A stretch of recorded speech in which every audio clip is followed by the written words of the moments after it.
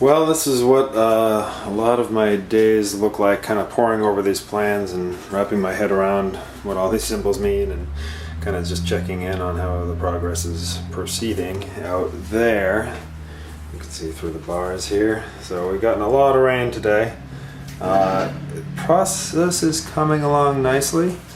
We've been roughing out, the fellows from Chuck's Electric, the plumbers, have been roughing out the underslab plumbing. Gravel Construction is still working tirelessly at making the site ready for framing and future roofing and building and so on and so forth. So the project is coming along. It's all backfilled now, and a little water line coming in down there with the valve. It's really interesting. It's quite a process. Tons and tons of gravel down there, and yeah, it's getting there, and I'm learning. Tomorrow we're roughing out the electric.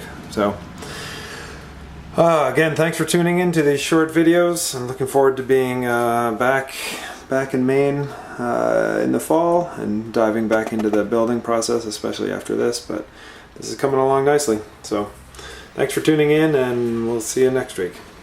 Bye.